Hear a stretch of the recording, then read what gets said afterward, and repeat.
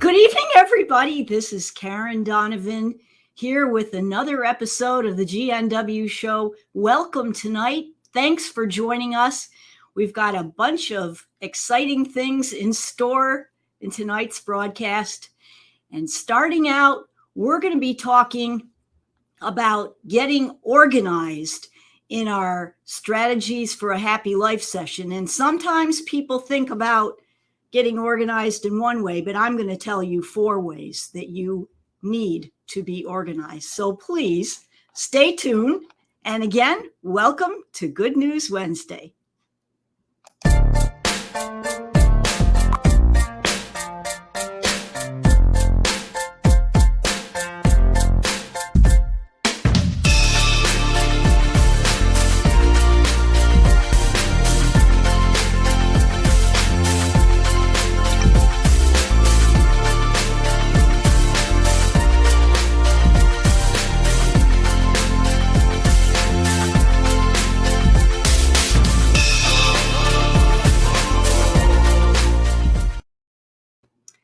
That's right, folks. You too can have a happy life if you have a strategy. And tonight we're talking about strategies for staying organized. And on our Monday morning wake up blog, I immediately went to what, you would automatically think of about organization, which would be, getting organized around the house, and came up with a really cool 30-day declutter challenge, which is excellent. And if you'd like a copy of that free calendar with 30 days chock full of each day, it's really cool how they think of one area, like one day it's your junk drawer, another day it's your, vanity, things that you don't usually straighten out. And so if you'd like a copy of that, just shoot me an email at karen@homesbydonovan.com and just say 30-day declutter challenge, and I'll send you a copy. Anyway, there are so many different parts of your life, though, that you might not think of that need organization. And so I started doing a little research, and I came up with a couple that, maybe you concentrate on one area or another to the detriment of something that maybe would be easy for you to get organized. So let's look at this for a second. There's obviously organization of your time management, right? There's home organization, which I already touched on. There's organization of your health and fitness and just, your life in general to be a more vibrant person. And then there's also your finances. So which of these areas, of these 4 areas, and I'm sure there's more, probably you can all think of at least one more, but of those areas, which of those areas of getting organized do you need to focus on? And don't pick all 4.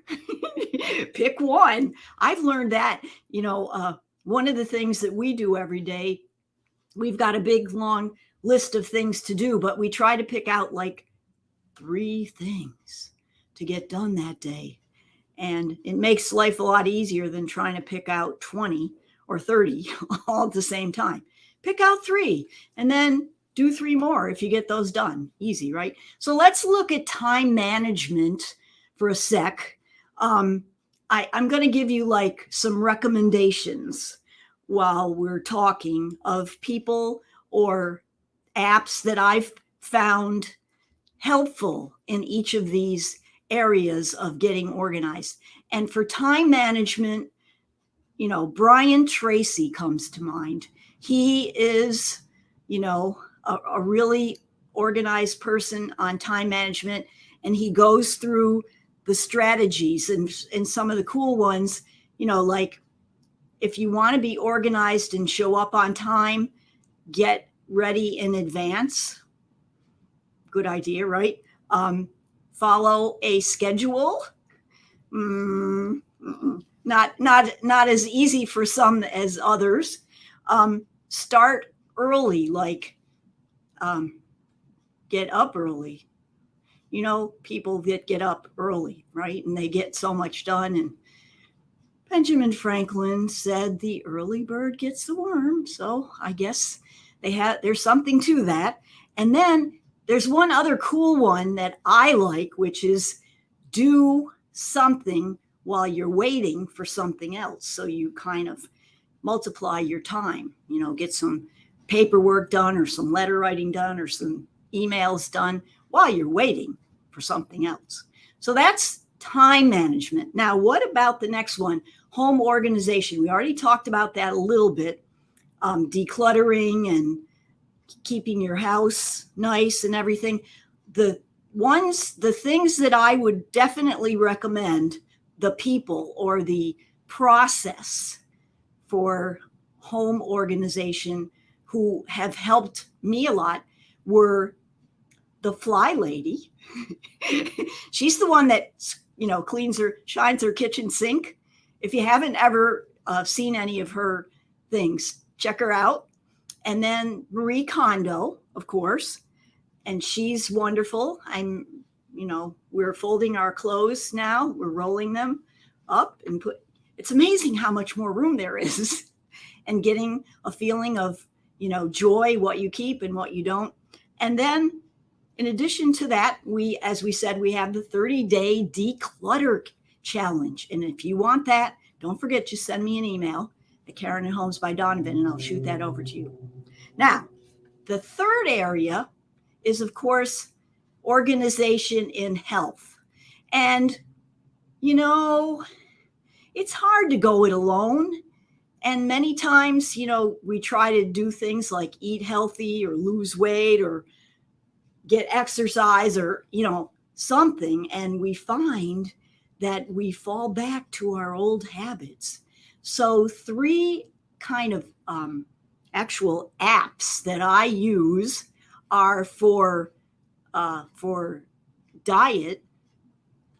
Hands down, Noom, Noom, wins. It's easy, it's fun, it's informative, and not only do you learn while you do the program, but you get encouraged as well. For sleeping, the sleep app keeps record, and you may have something like this on your phone, but the cool thing is when you keep a record and you see how much sleep you got and what quality of sleep you got, you can tell the next day as you improve how much better you feel. And then for exercise, even if it's just walking, the step counter on your phone, you may have an app for that. If not, go to the app store and you'll find something really cool and keep track of your steps every day. Just even at the end of the day, looking to see how many steps you did. So those are 3 in the health area. Now, last but not least, finances. Getting organized in finances, that's a toughie because a lot of people, they don't really have enough money to pay their bills, or they just pay their bills and they don't pay any attention. But getting organized in that area, either an online banking where you keep track. QuickBooks is awesome. QuickBooks Online is like super great. And even if it's just for, I obviously use it for my businesses and so on, but even if you just use it for your personal life, it's not that expensive. And you can track so much, and, what gets examined, gets, known and done, and you make enormous strides. And if you want to save, there's tons of apps out there like Acorn that help you invest. So those are 3 right there. Now, there's one last thing that I want to mention before I move on, and that is, what about if you have a friend, a spouse, a sibling, a coworker who is disorganized? They're what you would call kind of a mess. What should you do? Should you lay all this on them all at once? Well, the answer, of course, is no, don't do that. But first be understanding, and then help them to focus on maybe one area where they can improve a little bit. And if it's something that you can make a positive suggestion about, or show them how to do it in a nice way, they might take the hint. Sometimes they might not. But don't be impatient. Don't lose your temper, and don't do it for them. I have a tendency to do that too. But if you want to really help them, be understanding, but a little tough love will go a long way. So that's our tip tonight with our 4 areas for getting organized, and hope that this helps you in your strategy for a happy life. And now, talking about happy, how about this kind of happy?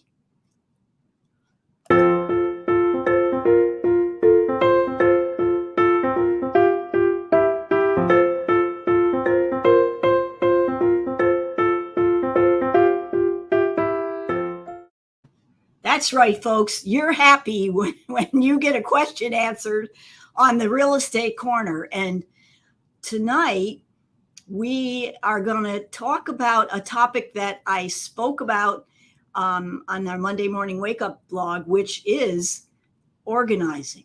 Wow, what a coincidence. But it's organizing your refrigerator, because all of the topics on Real Estate Corner have something to do with your house. Makes sense, right? Now, let's talk about the refrigerator, because I learned a couple of things this week that I did not know. First of all, do you know where the coldest part of your refrigerator is? Well, I'm told that it is near your poultry drawer, but I looked at my refrigerator and I don't have a poultry drawer, but I do have a meat drawer and I do have a veggie drawer, and they're down at the bottom. And I'm told that the coldest part of the refrigerator is down at the bottom because, warm air rises and cold air sinks. So now the next question is, what should go in the coldest part of your refrigerator? Do you know? Do you know? It is your dairy products, in particular milk. And I learned this lesson the hard way because I changed things around in my refrigerator and I couldn't figure out why my milk was getting sour.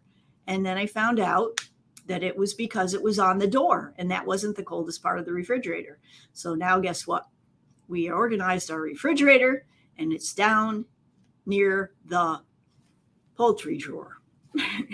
Now, the other cool thing about organizing your refrigerator is to put things together that go together, all the fruits, but then organize your fruits in different little compartments. You can buy these little plastic containers that are really cool, and they'll fit right in there. And then that way you'll be much more organized. Use square containers because they slide in on the shelves. When you use round containers, they get kind of mixed up all over the place, right? And what else do I want to tell you? Oh, I got a couple of tips that I learned a while back from a friend of mine. And one of them was, what about all those leftovers in your refrigerator? How do you avoid having a little bit of this and a little bit of that and a little bit of this? Okay, how about having a leftover night where everybody gets to pick the things that there's just a little bit left over, and they may be a combination of things that are kind of kooky, but for one night, it's kind of fun, and you eat up the food that isn't spoiled and won't have to be thrown out. And then last but not least, on garbage night, go through your refrigerator and throw away all the stuff that is either spoiled, going to be spoiled, isn't going to be eaten, or takes up a lot of room in your refrigerator. And you too will have an uncluttered and happy refrigerator. All right, that was our answer to our question on Real Estate Corner about how to organize your refrigerator. And I know that it's something you all wanted to know. Now, on to a very, very, very happy topic coming up next.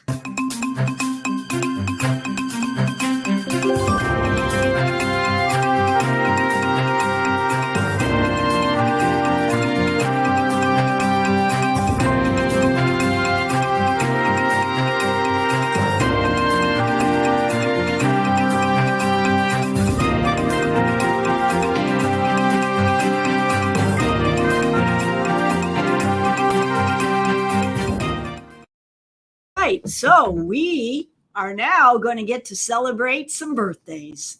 And this is the happiest time of all. If you have a birthday, or if you know of someone who you would like to surprise by having their birthday announced on our show, and they will be serenaded with a personalized birthday song and sent a personalized birthday cake in their email, then please just send me an email to Karen@homesbydonovan.com, and I will be happy to include them in the birthday celebration.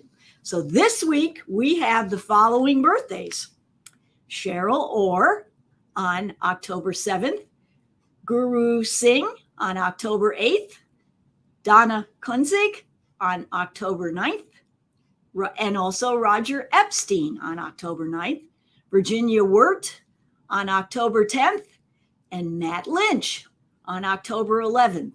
So we want to wish all of them a very, very happy birthday and a happy birthday week, because you can celebrate your birthday all week as far as I know. And here we go.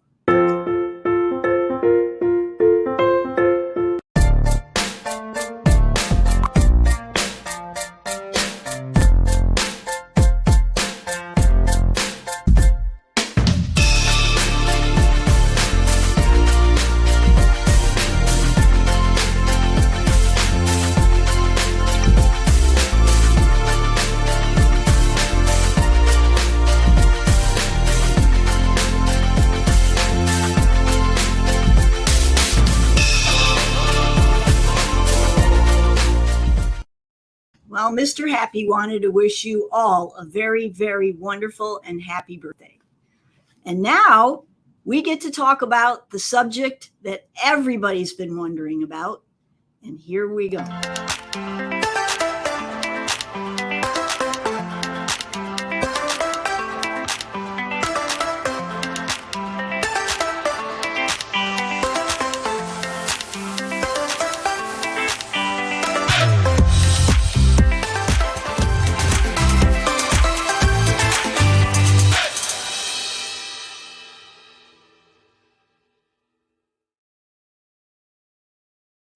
That's right. It's our virtual trivia contest again.